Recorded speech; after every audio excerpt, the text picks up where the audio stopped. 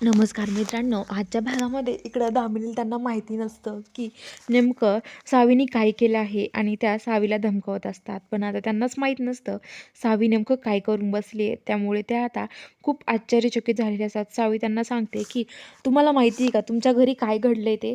एकदा फोन करून बघा बरं तुमच्या घरी, मग तुम्हाला कळेल काय घडलं आहे ते. तर ते म्हणतात की फोन करून बघू का? तर आता लगेच ते फोन करून बघायला लागतात आणि आता लगेच जी दामिनी आहे ती लगेच आता फोन करते आणि ती आता फोन केल्यावरती आता लगेच सांगते. इकडं जी इरा आहे तिला फोन कसा उचलायचं हे सुद्धा कळत नाही, कारण तिला खूप नशेत चढलेली असते त्याची आणि त्यामुळे तिला काहीच कळत नसतं काय करावं काय नाही. त्यामुळे ती खूपच नशेमध्ये असते आणि आता लगेच ती म्हणते की आता मी काय करू, कसं उचलू मी फोन? तर आता लगेच ती जी असते जी इरा ती म्हणते हातांचा फोन आणि मग ती उचलते, म्हणते बोल ना आता काय झालं? तर आता लगेच म्हणते की काय करतेस इरा तू? तर आता इरा म्हणते काही नाही. अहो तुम्हाला माहिती का आत्या आपल्या इथं काय झालंय ते? अहो आपल्या इथं धैर्य अचानक गायब झालंय. आपल्या धैर्यांना जादू आहे, ती जादू. अहो धैर्य जादू करतात आपले. तुम्हाला माहीत नाही का अजून? तर आता लगेच काय धैर्य जादू करतो?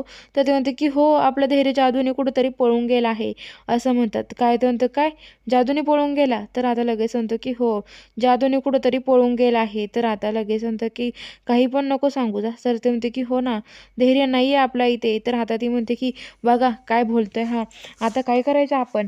तर आता लगेचच ती म्हणते माझं धैर्य कुठे आहे सांग लवकर हा. तर ती सावी म्हणते मला काय माहिती, मी तर आता इथे आहे.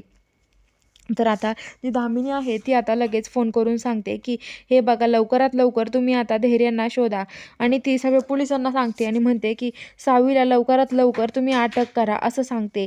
आणि आता ती सावीला तिथून अटक करायला सांगते. ते म्हणतात की सावीला तुम्ही अटक करून घ्या. तर आता लगेच पोलीस सावीला अटक करून धैर्यला ड्रग दिल्याबद्दल त्याला सावीला अटक करतात आणि अटक करून जेलमध्ये टाकतात. तर आता इकडं जे सत्या आणि मंजून ते असतात तर आता ते सावीच्या घरी असतात आणि सावीच्या घरी असतात. तर आता लगेच ते जे सत्या आहे तो आता काही पोते घेऊन येतो, तिकडून पोते आणलेले असतात, पोते टाकतो.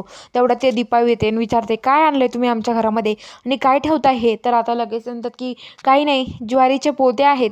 नंतर काय ज्वारीचे पोते?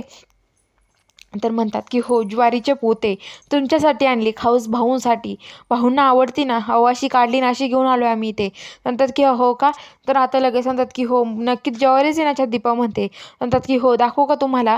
आणि ज्वारी दाखवतात. तर तो म्हणतो की ठीक आहे ठीक आहे आणि तो म्हणतो की आलं माझे 2 पोते राहिले आणि तो तिथून जातो. आणि इकडं आता लगेच जे आहे आता लगेच इकडं जे सत्या आणि मंजू आहे ते एकमेकाला ऑल द बेस्ट करतात आणि तिथून जातात. तर इकडं आता लगेच जी सावी आहे तिला जेलमध्ये टाकलेलं असतं. तेवढ्यात तिथे आता लगेच हे येतात, तेवढ्यात तिथे दामिनी ते येतात. दामिनी ते आल्यावरती आता लगेच ते म्हणतात की काही करून आहे ना आता आहे ना सावीला आपण इंजेक्शन द्यायचं. ती इंजेक्शन घेऊन आलेली असते आणि ती आता सावीला ते इंजेक्शन टोचायला लागते आणि म्हणते की देणार आता मी हे इंजेक्शन, मीला आता सोडणार नाही असं म्हणते. पोलिसांना म्हणते काढायला बाहेर आणि ते बाहेर घेऊन येतात. सावी म्हणते नको असं काय करताय तुम्ही? तेवढं तिथे राणी येते, म्हणते काय चालू आहे तुमचं हे? आणि लगेच ते पोलीस सावीला परत कोठडी टाकतात आणि दामिनी इंजेक्शन लपवते आणि आता दामिनी तिथे येऊन जातात. आणि इकडं आता जिचा ही आहे राणी ती म्हणते की तुमच्यावरती हाणामारीची केस दाखल करेल मी, तुम्हाला बघा माहिती असेल कलम काय चालू आहे तर काही नाही आता एखाद्या गुन्हेगाराला हाणायला. तर ते म्हणतात की हो. तर आता लगेच इकडं कोर्टामध्ये सावीला आणतात दुसऱ्या दिवशी आणि कोर्टामध्ये आणल्यावरती इकडं जो धैर्य आहे तो धैर्य सावीन यांच्या घरी असतो आणि सावीन यांच्या घरी असल्यामुळे आता लगेच इकडं जी दीपा आहे तिला माहीत नसतं काही आणि दीपा जी असते ती दीपा तिथे आता हे करते. दीपा लगेच आता तिथे रूमच गपचूप दरवाजाकडून बघते तर तिथे धैर्य असतो. ती लगेच दामिनीला कॉल करते, सांगायला लागते. तेवढंच आता तिथे लगेच हे होतं.